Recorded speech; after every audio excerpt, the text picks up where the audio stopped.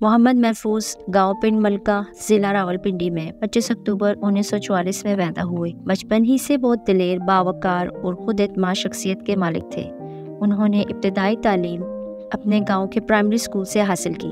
محمد محفوظ کو بچپن ہی سے تیراکی اور کبڈی کا شوق تھا اور کبڈی کے حوالے سے ارد گرد کے علاقے میں پہچانے جاتے تھے۔ اپنے گاؤں کی کبڈی ٹیم کے کپتان بھی رہ چکے تھے۔ آرمی میں آنے کا شوق ان کو اپنے دادا جان جناب گلزار خان کی کہانیوں سے ہوا۔ وہ دادا جان سے پہلی جنگ عظیم، دوسری جنگ عظیم اور مسلمان جرنیلوں کی کہانیاں سنا کرتے تھے۔ انہی کہانیوں سے متاثر ہو کر انہوں نے 25 اکتوبر 1962 کو آرمی میں شمولیت اختیار کر لی اور 8 مئی 1963 کو 15 پنجاب ریجمنٹ میں کوئٹہ کے مقام پر تعینات ہوئے۔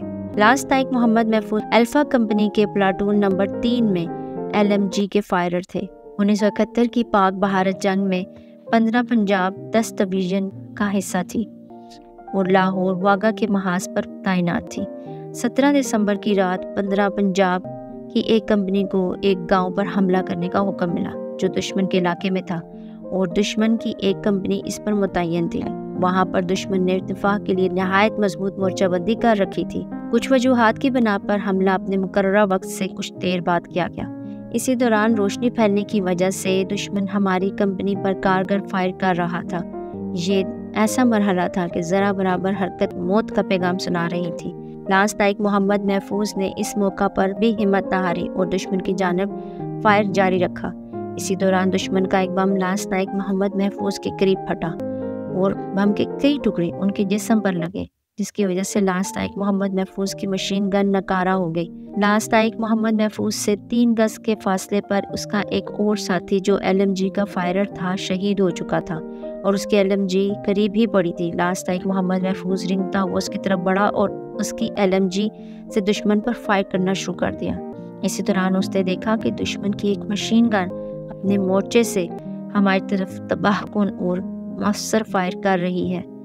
وہ اس مورچے کی طرف رنگتا ہوا بڑھا، مورچے سے تقریباً 10 گز کے فاصلے پر نعرہ تکبیر بلند کرتے ہوئے اٹھ کر دشمن کے مورچے کی جانب بھاگا اور لاست تائک محمد محفوظ نے دشمن کے اس فائرر کی جو کہ فائر کر رہا تھا گردن دبوچ لی۔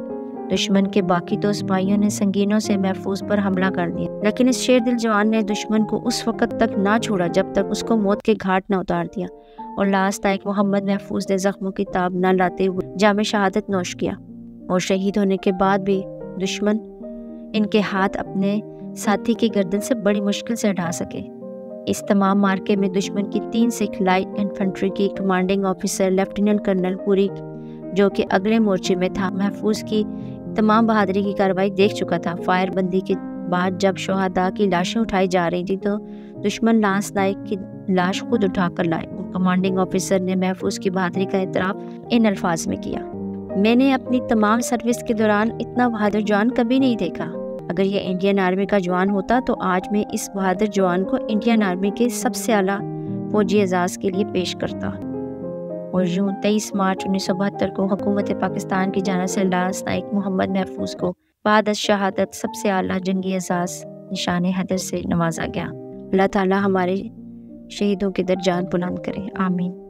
Before leaving, please like, subscribe and share my channel. Thank you.